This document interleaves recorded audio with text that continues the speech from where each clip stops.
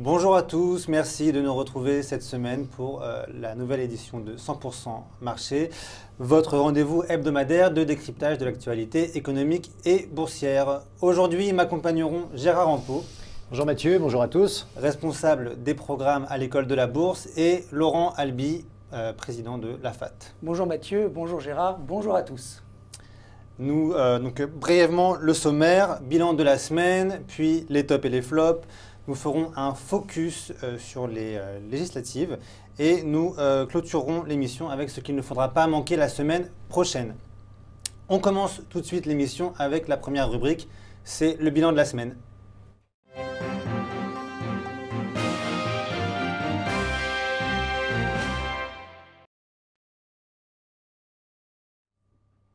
Alors, la nouvelle de la semaine, c'est effectivement l'élection de notre nouveau président de la République, Gérard Emmanuel Macron. Oui, j'ai eu peur que ce soit moi, mais alors effectivement Emmanuel Macron est le nouveau président de la République, et cette information a beaucoup rassuré les marchés financiers dans la mesure où le nouvel élu coche l'ensemble des cases importantes. À la fois parce qu'il sort d'une grande école française, prestigieuse, ensuite parce qu'il est europhile, ensuite parce qu'il est plutôt pro-business et qu'il est en quelque sorte le porteur ou le seul porteur d'une certaine manière de la défense de l'idée européenne au cours de cette campagne. En tous les cas, un porteur qui a été un défenseur de l'idée européenne sans restriction. Donc je crois que les marchés financiers ont en quelque sorte anticipé la nouvelle la semaine dernière, puisqu'ils ont plutôt monté. Et puis, une fois le fait vérifié, ils attendent maintenant d'en savoir un peu plus. Merci Gérard. Donc, le CAC 40, comme l'a dit Gérard, a grimpé encore une fois la semaine dernière avec un plus haut. Oui. On a effectivement, en quelque sorte, de manière anticipée, salué l'arrivée du nouveau président qui, sur le plan des prévisions, était donné largement favori. Et donc, le CAC a inscrit un plus haut, un peu plus de 5432 points. Avec une poursuite, c'est le deuxième indicateur clé sur les marchés financiers du rétrécissement du fameux spread, cette marge, à l'aune de laquelle on mesure finalement le risque politique d'un émetteur comme l'État français par rapport à un émetteur comme l'État allemand. L'État allemand étant supposé, bien sûr, être le meilleur élève de la zone euro, meilleure économie de la zone, et donc payant le moins cher dès lors qu'elle émet des obligations, des bunds à 10 ans. Et donc là, l'écart s'est beaucoup rétréci.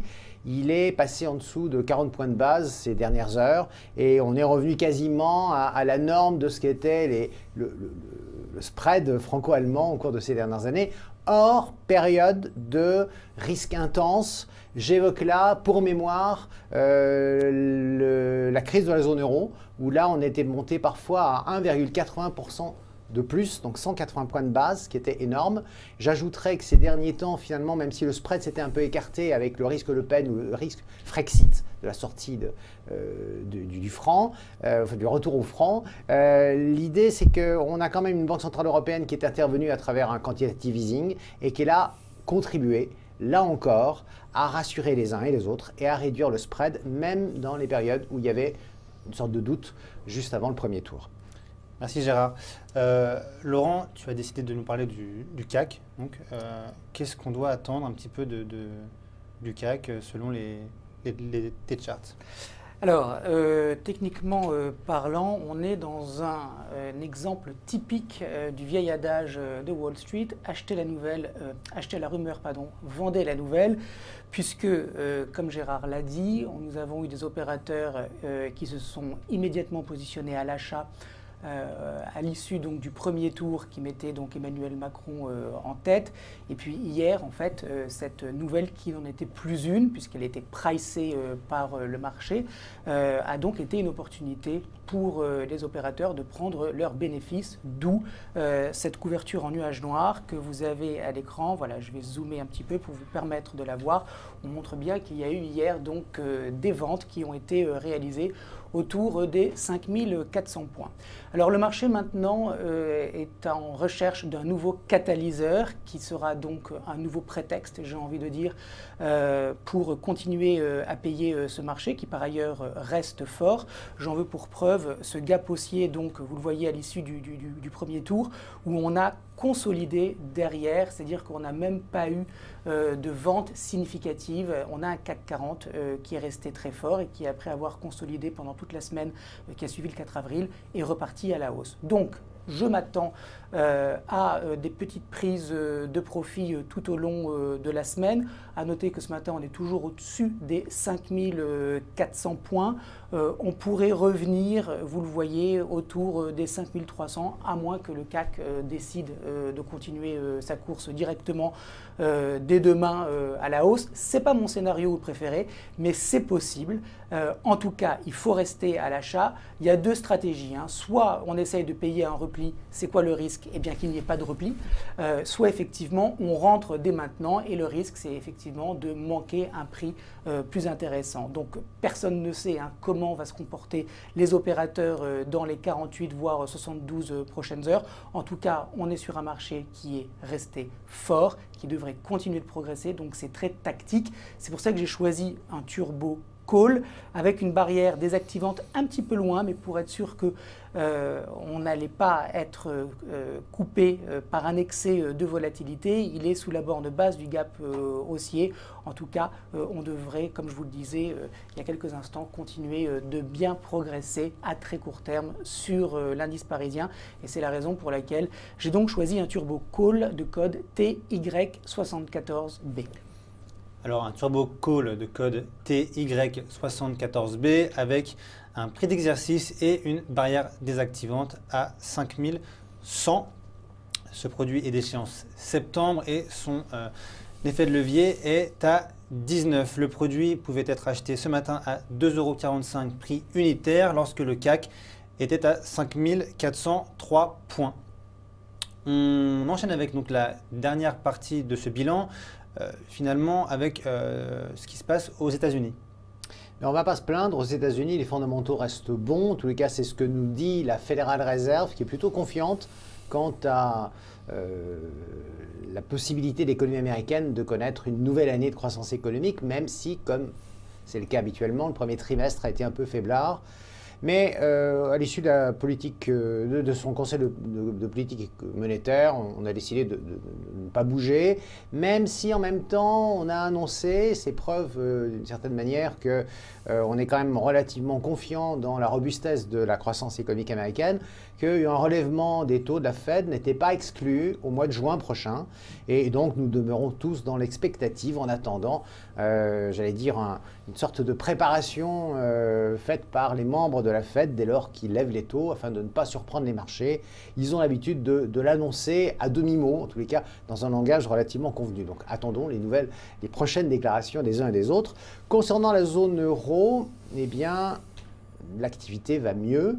Les PMI qui sont des indices un peu avancés sur l'activité industrielle ou composite, avec à la fois l'industrie et avec les services, sont plus hauts sur déjà une longue période, et donc sur 6 ans. Donc on est revenu à une sorte de capacité de croissance économique qui serait finalement une troisième année de croissance économique pour la zone euro. On ne demande que ça, on ne demande qu'à le croire. Maintenant, il y a quelque chose qui m'étonne un peu, c'est l'attitude du pétrole, en tous les cas, l'évolution du marché du pétrole. Si tout allait si bien dans un monde parfait, on aurait quand même une sorte un début de tension, en tous les cas on pourrait assister à un début de tension sur le marché du pétrole. Ce n'est pas le cas, ça peut s'expliquer par plusieurs raisons. La première, c'est qu'avec un prix du pétrole qui était remonté au-dessus de 50 $, il vient tout juste de passer en dessous, on avait en quelque sorte remis dans le jeu les producteurs de gaz et de pétrole non conventionnels américains. Puisque c'est à partir d'un peu plus de 40 $ le baril que leur production est à nouveau rentable. Donc ils sont revenus dans le jeu, ils ont augmenté la production, on voit le nombre de puits de forage qui continue de croître aux États-Unis, et d'une certaine manière on a comme à nouveau un doute sur la capacité de l'OPEP et de ses alliés à maintenir le niveau maximum de la production qui s'était imposé. Donc on a là une nouvelle incertitude qui n'est pas pour des déplaire aux pays développés qui finalement sont plutôt consommateurs et justement aux citoyens de ces pays développés qui vont gagner un petit peu de pouvoir d'achat. Mais il y a quelque chose d'un petit peu étonnant, donc à suivre avec attention, mais j'imagine que là-dessus Laurent a des lumières. Laurent. Alors, ai-je des lumières? Difficile, hein, ce marché du pétrole. Souvenez-vous, la semaine dernière, j'avais proposé des achats sur une zone de support précédente qui n'a pas tenu. Le marché a continué de baisser. Je vous prévenais malgré tout, je vous disais, le pétrole, il est retors et perfide. Il est au carrefour de la géopolitique, des cours du dollar, des stocks, de l'OPEP. C'est un marché compliqué, encombré. Et pourtant, il me semble qu'on peut réessayer, et c'est un petit peu ça aussi le propre du trader, du trading, c'est-à-dire qu'il faut essayer parfois, il faut s'y reprendre plusieurs fois pour attraper le point bas. Il y a une possibilité pour que ce point bas, cette semaine, soit atteint. Alors un point bas de très court terme, hein, puisque vous le voyez à l'écran, on est sur un marché qui a baissé de manière extrêmement violente, en quasi ligne droite. Et quand on a un marché qui va aussi rapidement, il est soit suracheté, soit survendu. En l'occurrence, il me semble qu'il est survendu. Ça veut dire qu'on peut anticiper pour le moment un rebond technique. On ne peut rien anticiper de plus, mais ça fait quand même quelques points. On est sur une zone de support, regardez, un petit peu au-dessus des 48 $ à 48,42 qui a fonctionné. C'était une zone qui avait déjà attiré les achats sur le contrat du mois de juillet, hein, entendons-nous bien. Au mois de septembre et novembre 2016, il y a deux choses qui me plaisent ici.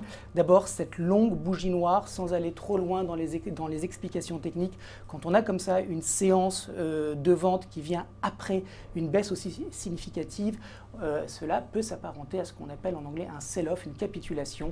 Autrement dit, tous les longs de court terme dégoûtés ont vendu. Et derrière, regardez, on a effectivement une continuation baissière, un rejet et une réintégration. Donc on a peut-être un actif qui va rebondir un petit peu ces prochains jours. Deuxièmement, on a un stochastique ici qui est survendu, qui a croisé à la hausse et qui repart. Autrement dit, on a un oscillateur qui nous montre que le momentum baissier est peut-être épuisé. Alors, compliqué, je vous l'ai dit en préambule, de traiter ce pétrole. Je vous ai mis une flèche coudée parce qu'il n'est pas impossible d'avoir un retest de cette zone à 46,20, 46,25 avant de repartir. Donc on peut, encore une fois, soit assister à un redémarrage technique vers les 52 $. A priori, dans un premier temps, cela m'étonnerait qu'on les dépasse. C'est un 50% de retracement de la baisse précédente. C'est une zone importante. Donc on peut viser 50 $. L'itinéraire, je ne l'ai pas. Il est double. Soit effectivement, on refait une baisse et on va retester ce point bas testé donc il y a 2 séances. Soit effectivement, on continue de monter. En tout état de cause, pour les 72, voire un peu plus prochaines heures, on ne devrait pas assister à une continuation baissière du baril de Brent échéance juillet. Pour toutes ces raisons que je viens d'évoquer avec vous, j'ai choisi un produit call, un Turbo Infini Best Call, pour accompagner donc ce rebond technique de code VA08B. Un Turbo Infini Best Call de code VA08B, donc comme son nom l'indique, sans échéance, avec une barrière désactivante à 45,19 $, donc sous le niveau support dont parlait Laurent juste avant, avec un effet de levier donc, qui est moins important que le précédent produit puisqu'il se trouve à 10,60 €. Vous pouviez acheter ce produit ce matin à 4,27 € lorsque le prix du baril était à 49,49 $. On enchaîne avec la prochaine rubrique, donc ce sont les tops et les flops.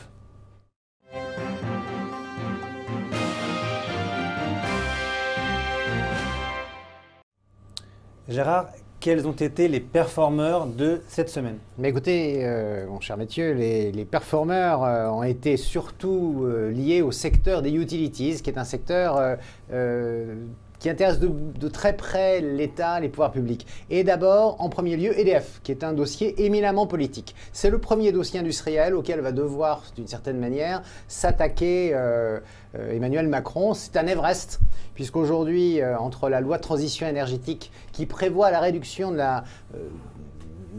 l'utilisation, en tous les cas, de ce qu'on va demander en termes de production au nucléaire de manière relativement significative, la fermeture éventuelle de Fessenheim.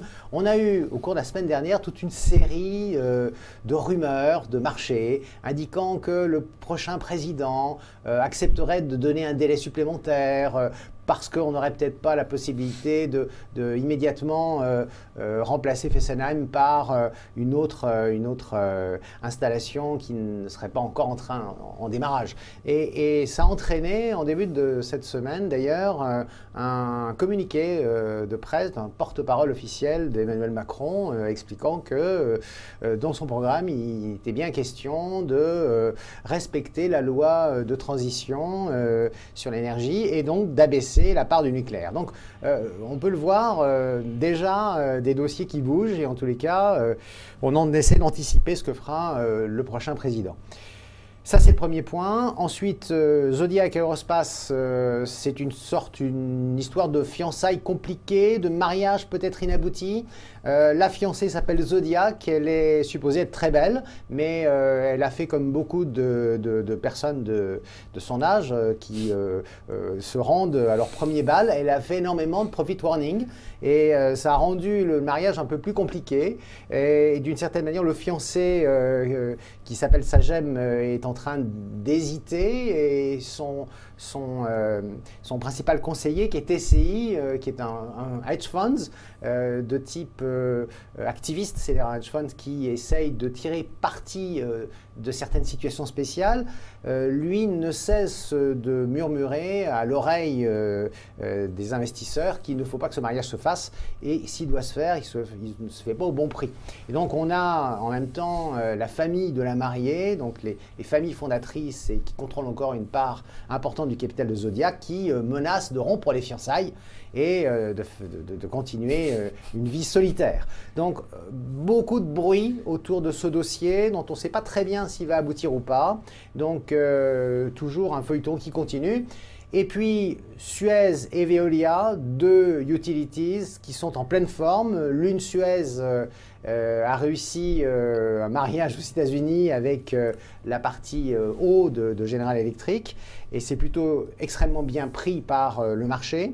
Et quant à Veolia, il nous annonce à nouveau un peu de croissance au niveau international.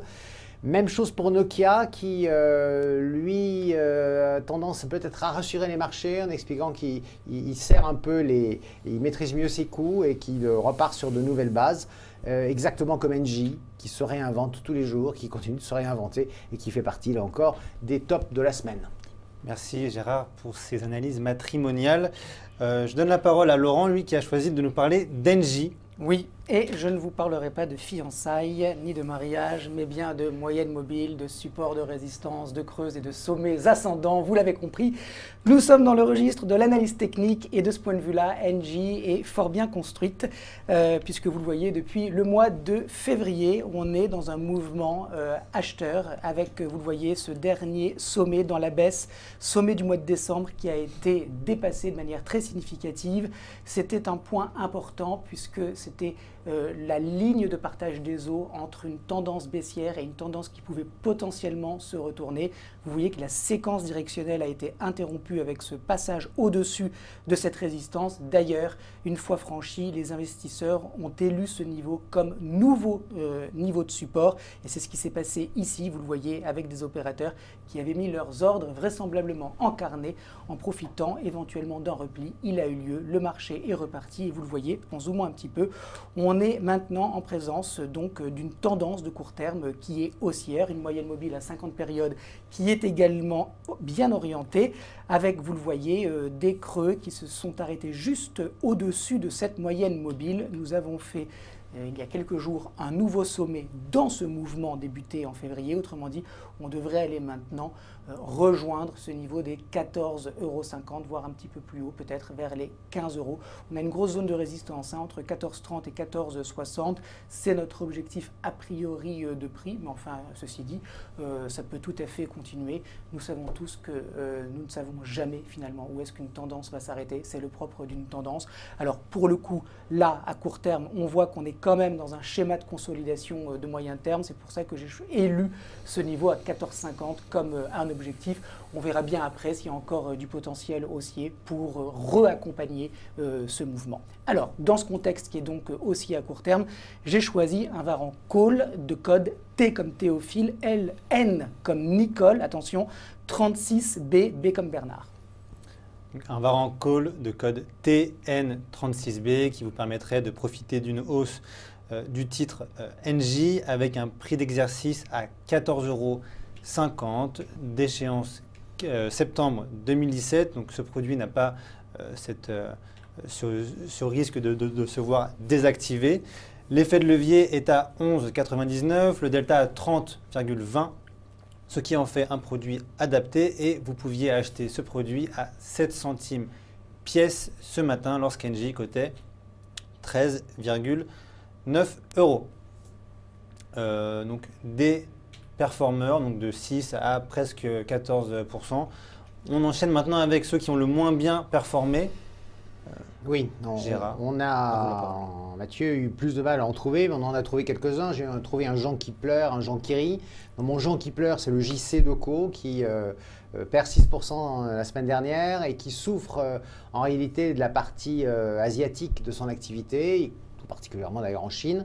On espère que ça ne sera qu'un mauvais passage et que derrière, JC Deco se reprendra. C'est pas du tout la même chose pour le Jean qui rit, qui est le Jean mineur, la revue, la gestion publicitaire réalisée par Publicis au niveau de la publicité dans les salles de cinéma. On est un petit peu avant Cannes, donc je me suis permis de reprendre cette image. Publicis va beaucoup mieux, même si l'année dernière, elle a perdu un certain nombre de contrats importants. Elle se relance et on est un petit peu surpris par une sorte de prise de bénéfice, j'imagine, sur la semaine dernière. Quant à Rexel et Imerys, là aussi, c'est un peu plus compliqué de comprendre pourquoi ils ont baissé, parce que Rexel est toujours une belle américaine qui nous indique que son activité aux États-Unis repart dans la foulée de tout ce qui concerne de près ou de loin l'immobilier américain. Et Imerys avait extrêmement bien performé ces derniers temps. Je pense qu'effectivement, c'est aussi une prise de bénéfice qui ne devrait pas interrompre l'activité, le développement tout à fait impressionnant de la société depuis quelques mois.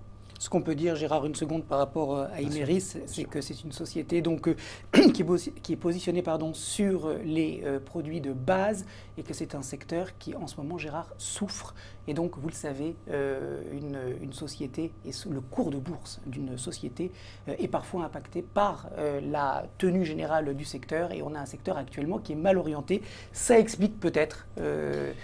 Voilà, je crois qu'Imerys vient de faire une très très longue performance pendant plusieurs mois et donc peut-être que le secteur souffre, mais Imerys apparemment s'en sort assez bien. Mais on y reviendra une prochaine fois. Merci Gérard et Laurent. On enchaîne avec la rubrique suivante, c'est la rubrique Focus.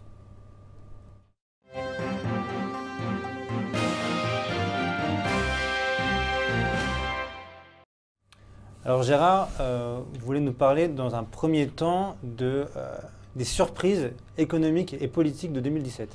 Oui, alors il faut peut-être bientôt enlever le point d'interrogation parce qu'il y a de moins en moins de surprises, mais nous allons peut-être avoir une bonne année à la fois économique et politique au niveau mondial.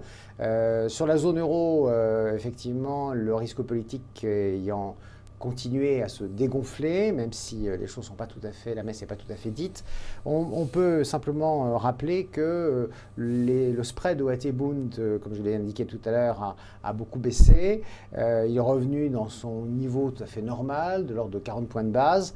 Et puis, ce qu'on appelle les CDS, qui sont les Credit Default Swaps, c'est-à-dire des sorte d'assurance que l'on achète lorsqu'on possède des obligations d'État ou d'un établissement bancaire sur lequel on a quelques doutes, eh bien on achète ces assurances.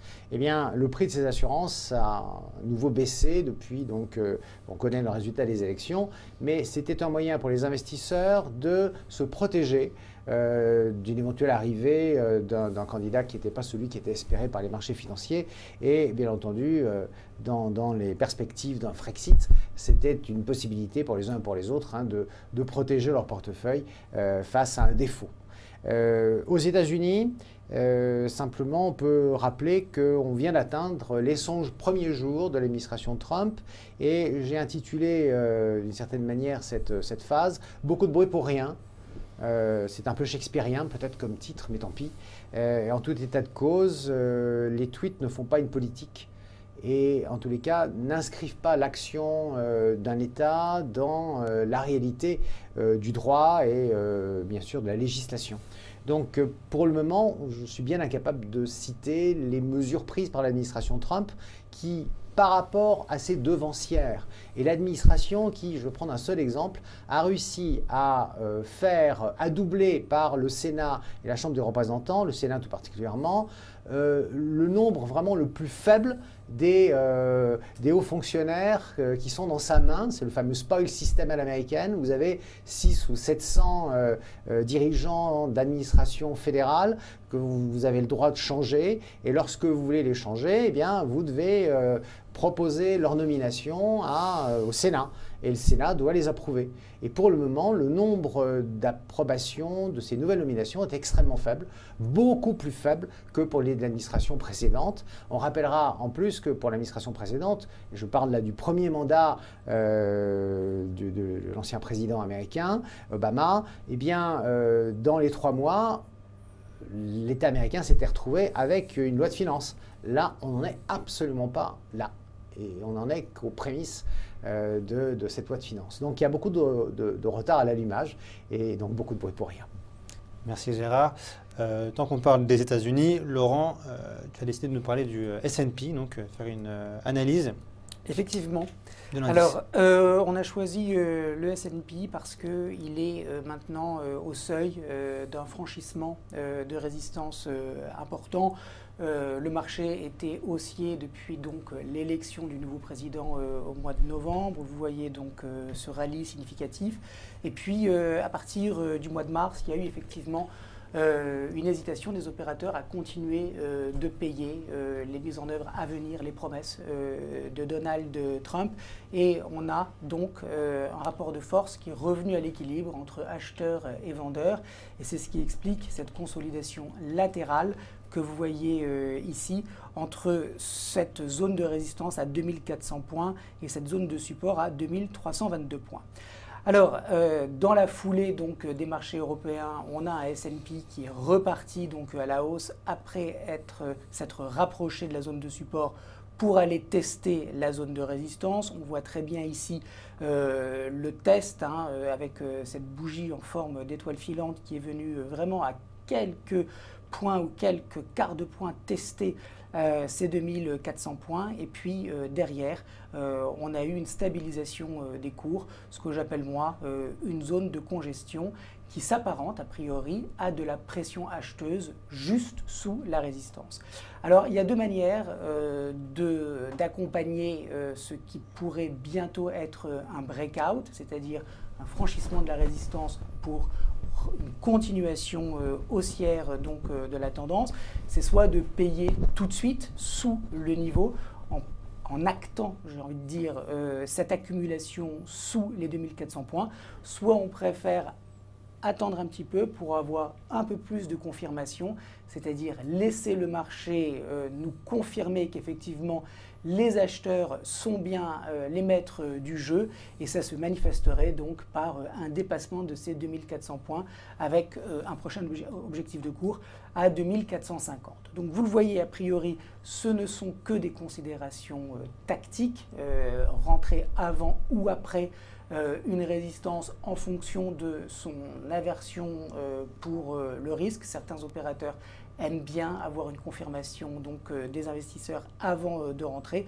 Quoi qu'il en soit, nous sommes pour le moment dans une tendance qui est haussière à moyen terme, qui s'est stabilisée à court terme, qui n'a pas mis en place pour le moment de figure de retournement. A priori, cette consolidation, c'est de l'accumulation. Le franchissement de la résistance sera donc une confirmation de cette accumulation et donc de la continuation haussière vers les 2450. À noter quand même pour voir la totalité du tableau, qu'on rentre dans une saisonnalité qui, pour les equities, est un petit peu défavorable. Vous connaissez tous très bien cet adage « sell in May and go away ». Mais nous y sommes, donc on rentre dans les mois qui sont les moins porteurs pour les actions. Attention, ça n'a rien de scientifique. On a vu des beaux rallyes au mois de juillet. Mais bon, j'essaye de mettre la totalité des arguments du pour et du contre avant de vous faire cette recommandation. On est sous une résistance, on a une mauvaise saisonnalité. Pourtant, je perçois un courant acheteur qui devrait se matérialiser à nouveau dans les prochains jours. Donc, pour synthétiser à l'achat, et on choisit sur le S&P un Varan Call de code S comme Suzanne, I58, B comme Bernard. Un Varan Call de code SI58B qui arrive à échéance en septembre, encore une fois. Le prix d'exercice est à 2450 points. L'effet de levier est à 19, donc un produit avec un fort effet de levier. Vous pouviez acheter ce produit à 38 centimes. Ce matin, j'allais dire quand le S&P cotait 2399, mais le S&P ne cotait pas ce matin. On enchaîne donc avec la dernière partie de ce focus, donc les élections législatives qui approchent en juin. Gérard. Oui, des élections qui approchent à grands pas et dont on rappellera ici que Michel Debré, qui est le rédacteur de la Constitution de la Ve République, qualifiait ce régime de parlementarisme rationalisé. Et donc, on n'oublie pas qu'effectivement, l'élection présidentielle est à 4 tours et qu'il faut aller chercher une majorité parlementaire derrière. Systématiquement, quasi systématiquement, les Français sont loyalistes. Lorsqu'ils ont élu un président, en général, ils lui donnent une majorité, même si cette fois-ci, il y a peut-être un doute un peu plus grand, dans la mesure où on n'est pas dans la configuration habituelle de droite-gauche, et où une bonne partie des gens qui ont porté leur voix au deuxième tour sur le président Macron l'ont peut-être plus fait par défaut que par enthousiasme. Et donc peut-être que certains retrouveront leur famille politique naturelle pour les élections législatives. Donc une majorité pour le nouveau président de la République, point d'interrogation. Il y a de grandes chances que oui, mais il n'y a pas de certitude. Sinon, vers une nouvelle cohabitation, donc une majorité d'idées et une capacité du nouveau président et du gouvernement, Premier ministre qui nommera, de conduire la politique en trouvant, bien entendu, des votes favorables, donc ces fameuses majorités d'idées au Parlement. J'ajouterai, et je terminerai là-dessus, qu'en tout état de cause, les ordonnances et le 49.3 ne peuvent pas être utilisés de manière trop importante, surtout le 49.3. Une récente révision de la Constitution a limité le nombre de son utilisation par session parlementaire. Merci Gérard. On arrive maintenant à la dernière partie de notre émission, c'est la rubrique à ne pas manquer.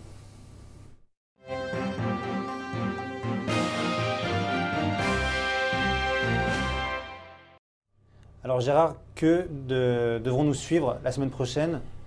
Alors, en termes de banque centrale, la Banque d'Angleterre réunit son conseil jeudi 11 mai et donc on va essayer de lire entre les lignes de ce qui nous sera dit l'analyse que fait la Banque centrale des premières conséquences peut-être du vote du Brexit. On suit toujours ça pas par pas. Et puis en termes de statistiques, on va avoir toute une série de statistiques intéressantes. Aux États-Unis, sur l'indice des prix de vente et sur les ventes de détail, vendredi, les indices de confiance des consommateurs de Michigan qui sont généralement très bien corrélés avec justement les ventes de détail. En Allemagne, on aura un chiffre officiel sur le PIB du premier trimestre. Et puis en zone euro, on vérifiera que la production industrielle se tient bien. Elle devrait se tenir en tous les cas, eu égard aux indicateurs avancés que sont les indicateurs des directeurs d'achat de l'industrie. Et puis en Allemagne et en France, on vérifiera si les prix dérapent ou pas. En Allemagne, peut-être sous l'influence des salaires. En Espagne, peut-être sous l'influence de la hausse de certaines matières premières. À suivre. C'est la fin de notre émission. Merci Gérard et Laurent pour vos analyses de qualité comme toujours. Nous nous retrouverons pardon, jeudi à 17 h pour le webinaire donc, hebdomadaire avec Laurent, la revue technique des marchés. Et la semaine prochaine, mardi prochain, vous retrouverez Falco qui présentera l'émission 100% marché. Restez prudents avant d'investir. N'oubliez pas que ce sont des produits à risque avec un risque de perte du capital investi. Et je vous souhaite à tous une excellente journée. À bientôt.